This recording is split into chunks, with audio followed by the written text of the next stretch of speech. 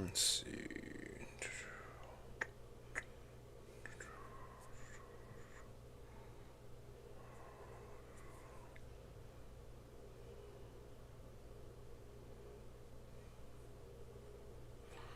I'm trying to figure out how to send this shit.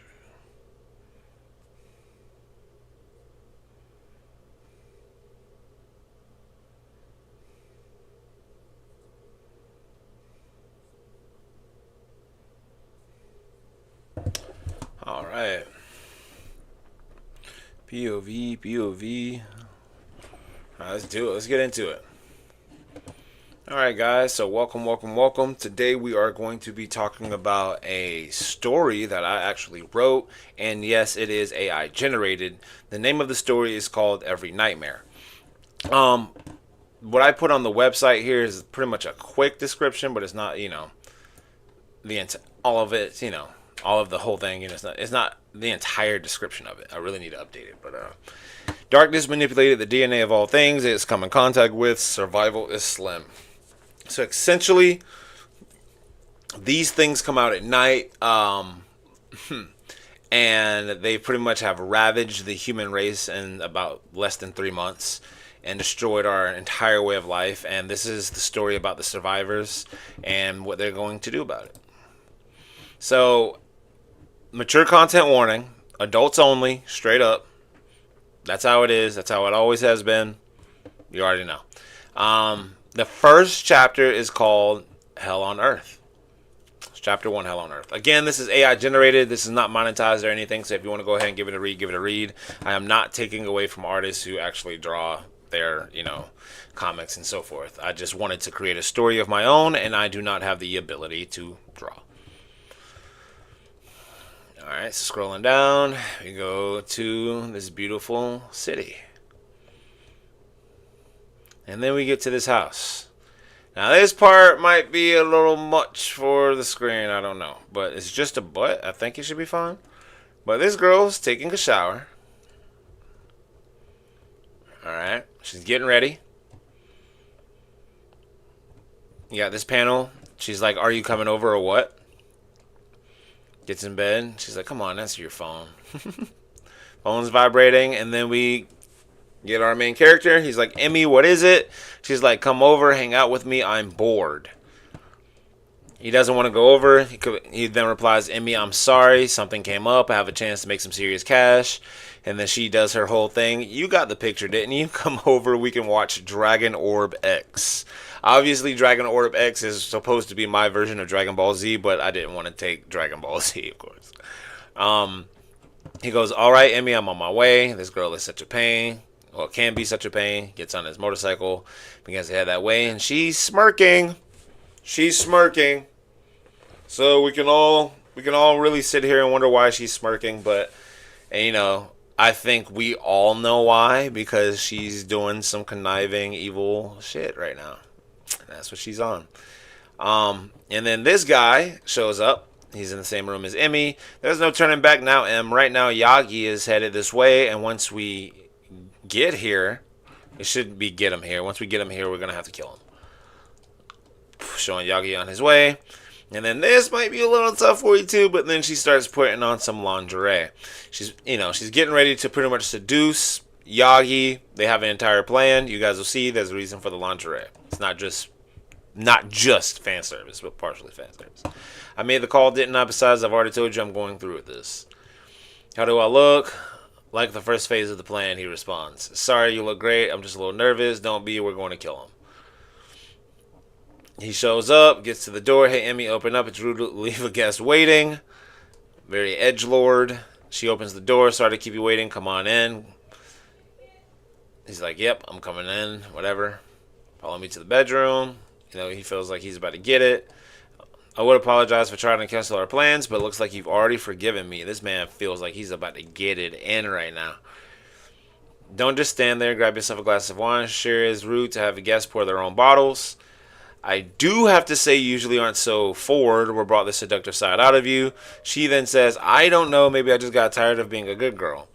So, he starts getting ready to do the do. So he starts getting undressed. I drink your wine. Now let's cut the bullshit, Emmy. Emmy then comes out and says, haha, you're right, let's cut the bullshit. You're about to pass out in 60 seconds anyway. That wine you just drank was spiked with a pretty potent sleeping pill. He goes, what? No way, you've got to be fucking kidding me. He drinks some of the wine right here in this panel. He said, and then, I ain't gonna lie, I put a little bit of myself in this shit, but he says, did this bitch really say sleeping pills? What kind of a kinky shit is she into, and why can't I be awake for it? Damn, this sucks. I should have known something was up. When she mentioned Dragon Orbs X because she never actually watched it. Ha, you really thought I would sleep with you? I can barely move, you fucking bitch. It's all over for you, Augie, you piece of shit. Damn it, I can't stay awake. Good job, M. He steps out of the shadows. I told you I was all in. Damn, those pills worked fast. Let's take him over to Ray. Let her finish this. He's passed the fuck out. We get a car drive. What the hell happened? Oh, that's right. Emmy drugged me, but last time I checked, I was at her place. Where the hell am I? And then we get this shot. We get this shot at the end of the chapter of our first monster. Which everything, I guarantee you guys, everything here will be explained. I promise. It all will be explained. So then we scroll down again. He's like, he's like, and who the hell are you supposed to be? Untie me before I call the cops. Like he actually has some fucking leverage. She charges at him. And that is the end of chapter 1. That is the end of chapter 1. I think I enjoyed chapter 1. I really want to know you guys' thoughts on chapter 1, but I think it was great. I had fun writing it. I'm going to continue to write it. Continue to write more and more and more. I don't know exactly when I'm going to stop, but I figure, hey, we got through chapter 1, so let's go ahead and get through chapter 2. I mean, we're here, right? We're here, so let's go ahead and do chapter 2. Why not, right? Why the fuck not? So chapter 2, the Fates Encounter. Okay. So it starts off where we left off in chapter 1 with the girl, the zombie-like girl, standing where she was standing and charging at him. He says, hey, whoever you are, get me out of these chains. I'm serious. What's up with this girl? Something is seriously wrong with her. Hey, are you all right? And she charges at him. 3 months later, I want you. This is very specific. I did this very specific. I wanted the entire world to look screwed up. So there we go. That's what we got. And then here we go. Megumi, it's probably someone scrounging for food or something. After all, the creatures don't come out till night. So this is when we find out the creatures don't come out till night. I guess you're right, but still, this is Megumi. Megumi is also one of our main characters. You have a bad habit of getting sidetracked. There's a neighborhood a few miles ahead that we both have been told has probably been untouched. I get it. I just had a really bad feeling. That's all Megumi says to him. But then we move on. And I think her feeling was correct. Because in the dark in one of these places, there was a creature. We get a preview of one of these creatures. So, how long till we get there? We'll be losing daylight soon. So then we get Megumi and another character by the name of Andrew, both walking to somewhere they believe there are actually provisions at, and in which, they could bring back to their camp. So they got 2 hours till sunset, so they're thinking about hoofing it, so they start hoofing it. They run. The one thing about this, too, is you guys got to understand, and I want to make sure this stays in there. I did 3 months on purpose because I want to show the lack of preparedness, readiness, and how there's still people here, right, at this time, just 3 months later, who don't really know how to survive all that well. These are just average people put into certain situations, causing themselves to have to be on survival mode 24/7. Just about. Sun's getting set. Got to find somewhere from night. This is bad. All of these buildings are destroyed. There's no real shelter here. Damn it, they'll be coming soon. That's very important because it has to be completely enclosed. The shelter has to be completely enclosed for them to actually be able to be safe. And then as the sun sets, the creatures then start coming out. He notices they're coming. He says they're coming. He finds a place. This place isn't completely enclosed, but he says he gets in there. Hey, this place looks good enough. They're here. She's running. Fucking creature right behind her. She whips out a bang bang. Fuck those things. Starts shooting. Got a couple of bullets. Where the hell are we gonna go? He realized he was wrong about that place. That place was not a good place to go. The villagers of this town put basements in these homes before the sea level rose. We get to those basements, we find safety. So then she finds a door inside that house that they went into. I think I found the basement door. Blah, blah, blah, blah, blah. She kicks open the door. The things are now coming. These are the creatures. Now these are like the creature prototypes, right? Because this was like the second or third general idea of the creatures. Trust me, they get better as we read, I promise. He shoots, bang, bang, I'm coming. One right behind him. They shut the door. Now, when they shut the door and they lock it, the reason the creatures can't come inside is because there's going to be a symbol on the door. That symbol on the door stops the creatures on some supernatural type shit, right? It stops the creatures from being allowed to come in. So the creatures cannot come in once they put that symbol on the door. And this is sort of the symbol. Again, this was like the pre-gesture, the pre-prototype. Things will get better and change as we read. I absolutely promise. Locked the door, marked it. We should be safe now. She's like, I think someone's down here. And then we see our boy, Yagi, tied up in chains. And he's like, it's about time someone showed up. So that's chapter 2. And that is the end of chapter 2. There are more chapters. I'm excited to read this for you guys. I'll actually go into another one of my stories. But we'll stop here. The link for this story is in my bio. There are a total of 6 chapters out right now. So if you want to go ahead and check it out, give it a read, that would be fantastic. I would appreciate the support. That'd be absolutely great. I did also write another story, and this one's actually a fan fiction. So let's get into that one. How about it, right? How's that sound? Let's do it. All right, so we'll go to... How do I get there? How do I get back? How do I get back? All right. Okay, follow, man. I ain't gonna do nothing. Because I'm not logging in. Well, there's 8. End of chapter. What do you think? Come on. I have to press back. Fuck, I'll press back, I guess. Whatever. All right. Now we'll go to Dual City page.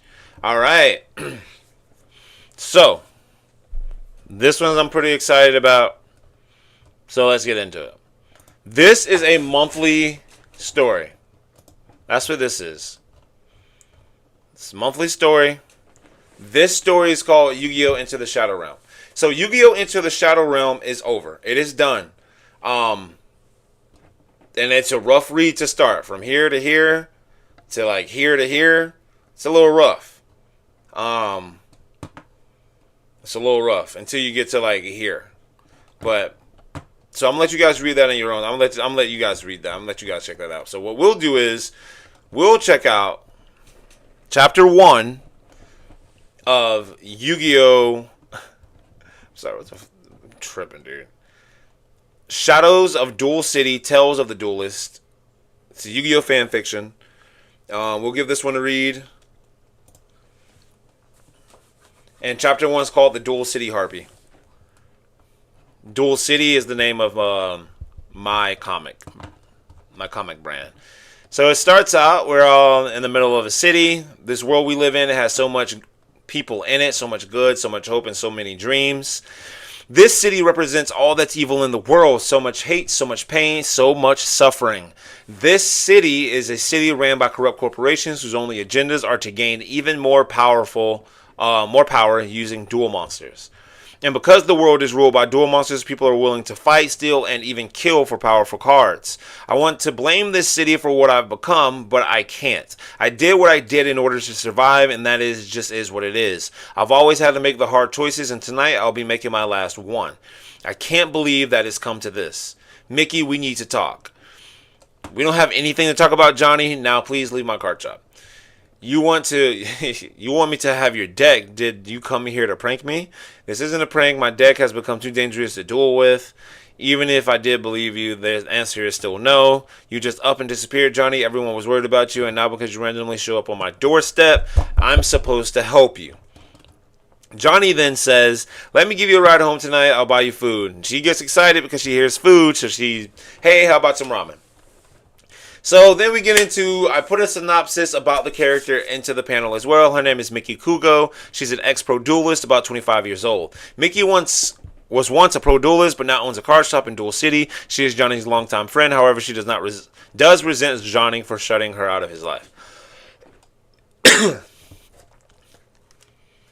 So now we get into the city. Johnny's driving. Mickey, I'm sorry for coming to you, but I've had no other choice. This is what you do, Johnny. You leave without a word and show up when you feel like it. Driving. Show up to the building.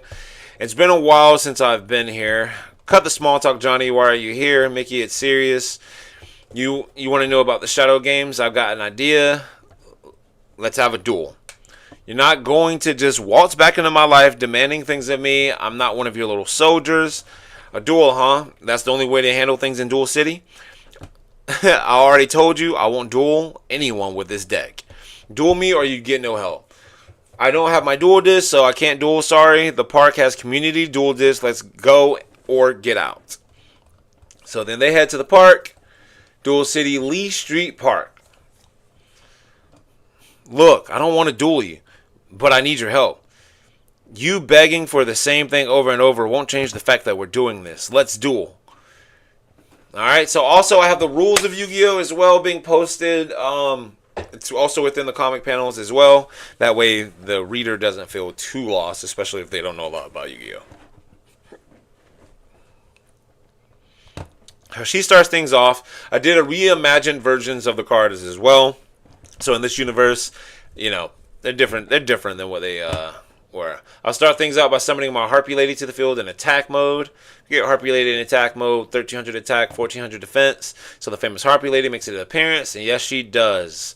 Harpy Lady! This is my version of the Harpy Lady from the famous Yu-Gi-Oh! Alright.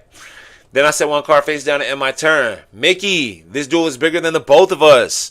I think this city might be in danger and I need your help. Make your move, Mickey then says. He says, brace yourself, Mickey, because I summon my Red Eyes Baby Dragon to the field in attack mode. Welcome, my Red Eyes Baby Dragon is on the field. Don't say I didn't warn you. Red Eyes Baby Dragon attack 1300. I ain't gonna lie, that was a fucking misprint. I had to run with it. His attack is not 1300 in real life. His attack is 1200, whatever. But he looks cool as shit. We'll see how much your threats matter. You getting it. Alright, Red Eyes Baby Dragon, attack our Harpy Lady. But if you attack, both 5 monsters will be destroyed. Attack. Boom, boom, boom. Both monsters destroyed. Beautiful shit. Nice. As you know, my Baby Dragon straight up battle. I can search my deck and special summon the Red Eyes Black Dragon. And this is my version of the Red Eyes Black Dragon. Red Eyes Black Dragon is one of my favorite cards, if not my favorite card. Followed by the Flame Swordsman. I am a Joey Wheeler fan. That's right. Because my Red Eyes summoned this way, my Baby Dragon equipped to him, adding a 600 point attack boost. Attack 3000. Nice. Also, because it's attack black, I got attack. I attack. She activated her trap card, Woboku. Woboku reduces all battle damage this turn. All damage this turn is 0. So this duel is underway. This duel is hot. And I cannot wait for the next chapter. The next chapter will be posted next month for this specific one. Every Nightmare is bi-weekly. So if you guys want to give it a read, the link is in the bio. But no, I'm really excited about it. I'm really excited about the future of Duel City Comics and where that takes me, and I don't know. We'll see. So, thank you guys for joining, and that was pretty much a stream. Just wanted to show you guys my stories and share them with you and do that. Yeah. All right, thank you.